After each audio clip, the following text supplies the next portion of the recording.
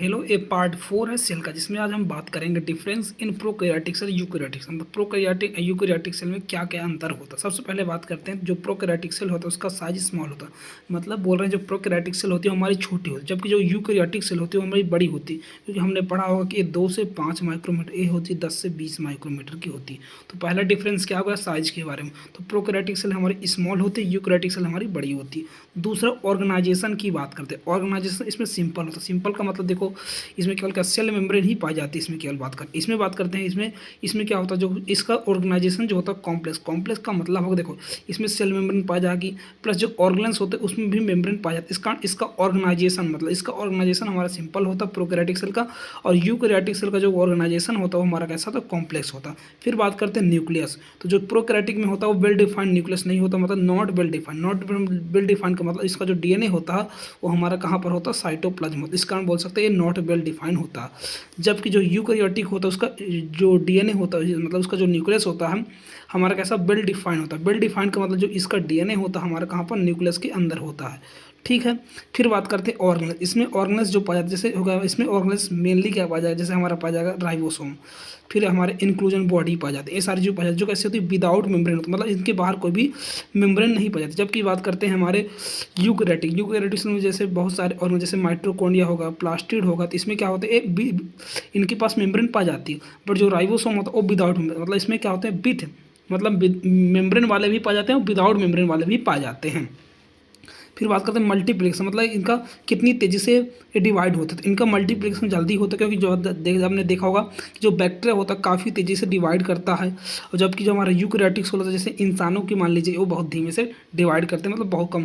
तो यहाँ पर हमने पढ़ा क्या, difference in prokaryotic cell eukaryotic cell में अंतर के बारे में पढ़ा। सबसे पहले साइज के बारे में पढ़ा। तो प्रोकैरियोटिक सेल का जो साइज होता है स्मॉल होता है, यूकैरियोटिक सेल का जो साइज होता है वो लार्ज होता है। ऑर्गेनाइजेशन की बात करते हैं तो इनका ऑर्गेनाइजेशन सिंपल होता है, इनका कॉम्प्लेक्स होता है। न्यूक्लियस की बात करते हैं, इनका वेल डिफाइंड न्यूक्लियस नहीं होता, इनका न्यूक्लियस जो होता है वेल डिफाइंड होता है। ऑर्गेनल की बात करते हैं ये विदाउट मेम्ब्रेन होते हैं, इनके ऑर्गेनल की बात करते हैं ये विद एंड विदाउट मेम्ब्रेन होते हैं। मल्टीप्लिकेशन की बात करते हैं, ये हमारे फास्ट मल्टीप्लिकेशन करते हैं, स्लो करते हैं। अब बात करते हैं डिटेल ऑफ प्रोकैरियोटिक सेल, मतलब प्रोकैरियोटिक सेल में क्या क्या चीज़ें पाई जाएंगी उनके बारे में बात करेंगे। ठीक है। तो सबसे पहला टॉपिक हमारा सेल इन्वेलप। तो सेल इन्वेलप का मतलब हो, देखो इन्वेलप का मतलब ऐसी कोई भी चीज़ जो कि उसको बाहर से घेरती है। इन्वेलप का मतलब ऐसी कोई भी चीज़ जो इस सेल को बाहर से घेरती है। तो प्रोकैरियोटिक का जो सेल इन्वेलप होता है या बैक्टीरिया का जो सेल इन्वेलप होता है वहाँ पर 3 लेयर पाई जाती है। कितनी, 3 लेयर पाई जाती है। तो सबसे बाहर होती है हमारी ग्लाइकोकैलिक्स, सबसे बाहर होती है हमारी ग्लाइकोकैलिक्स होती, फिर उसके बाद हमारी होती सेल वॉल, फिर उसके बाद होती है हमारी सेल मेम्ब्रेन। ठीक है। तो जो बैक्टीरिया में जो सेल इन्वॉल्व होता है वहाँ पर 3 चीज़ें पाई जाती हैं, मतलब बैक्टीरिया जो सेल होता है उसको 3 चीज़ें घेरती हैं, मतलब उसको कवर करती हैं। सबसे बाहर होता है ग्लाइकोकैलिक्स, फिर उसके अंदर होता है सेल वॉल, फिर सबसे अंदर होता है सेल मेम्ब्रेन। तो जैसे क्वेश्चन आ सकता है कि सेल इन्वॉल्व में सबसे बाहर क्या होता है, सबसे बाहर होता है ग्लाइकोकैलिक्स। या फिर क्वेश्चन आ सकता है सेल इन्वॉल्व में सबसे अंदर क्या होता, तो हो जाएगा हमारा सेल मेम्ब्रेन हो जाएगा। जो तीनों लेयर हैं ईच लेयर केमिकली डिफरेंट होती है। जैसे बात करते हैं ग्लाइकोकैलिक्स, ग्लाइकोकैलिक्स हमारा कार्बोहाइड्रेट से मिलकर बनता है, सेल वॉल हमारा कार्बोहाइड्रेट से मिलकर बनता है, जबकि जो सेल मेम्ब्रेन होता है हमारा लिपिड बाइलेयर्स। इसको बार बोल रहा है जो ईच लेयर है वो केमिकली डिफरेंट है, मतलब डिफरेंट डिफरेंट केमिकल से मिलकर बनी, but they act like a single protective, मतलब तीनों मिलकर प्रोटेक्शन का काम करती। तो एक इंपॉर्टेंट डेफिनेशन हो जाती है। ठीक है। जो काफ़ी बार एग्जाम में आ चुकी है, इसमें ट्रू एंड फॉल्स पूछ सकता है। जैसे यहाँ पर लिख दिया जाएगा ईच लेयर केमिकली डिफरेंट है बट सिंगल प्रोटेक्टिव, इस तरह आ जाता है, इसको क्या करना पड़ेगा, ट्रू करना पड़ेगा। तो ईच लेयर केमिकली डिफरेंट मतलब हर एक लेयर क्या होती है, अलग अलग केमिकल से मिलकर बनी हुई, but they act like a single protective unit. ठीक है।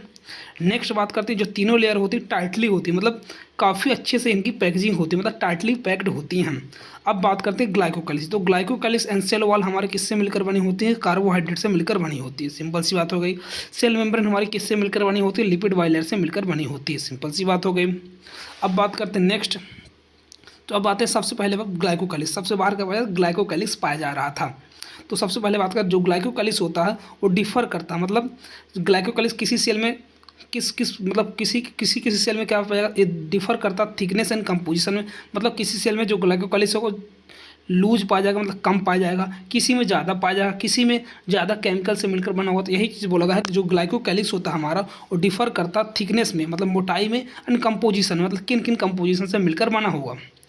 तो ये दो प्रकार का होता है। सबसे पहला होता है हमारा स्लाइम लेयर। तो ग्लाइकोकैलिक्स दो प्रकार का होता है, एक होता है स्लाइम लेयर, दूसरा होता है कैप्सूल। तो ये दो प्रकार का होता है। तो स्लाइम लेयर का मतलब स्लाइम, स्लाइम का मतलब होगा ऐसी स्लिमी, नहीं बोलते स्लिमी है, मतलब वो चिपचिपा। अगर सेल के ऊपर का चिपचिपी लगी हुई है, ठीक है यार, चिपचिपी पदार्थ से मिलकर बना हो तो उसे हम स्लाइम लेयर बोलेंगे। और लूजली होगी, ये काफ़ी लूजली होगी। तो स्लाइम लेयर हमारा कैसा होता है, लूज होता है, स्लिमी होता है।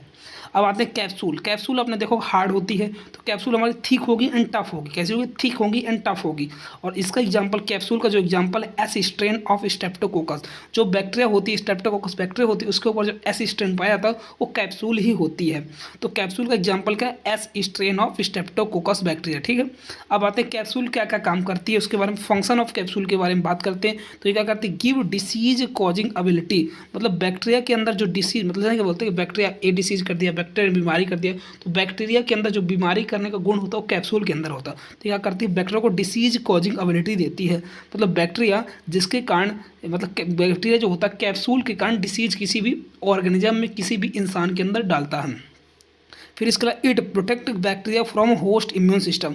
मतलब होगा जैसे बैक्टीरिया एक इंसान के अंदर आ गया, ठीक है, उस इंसान का इम्यून सिस्टम क्या करेगा, मारने की कोशिश करेगा उस बैक्टीरिया को, लेकिन उसको बचाने का काम करेगा कैप्सूल। तो कैप्सूल क्या करता है, होस्ट के इम्यून सिस्टम को, बैक्टीरिया को बचाने का काम करता है।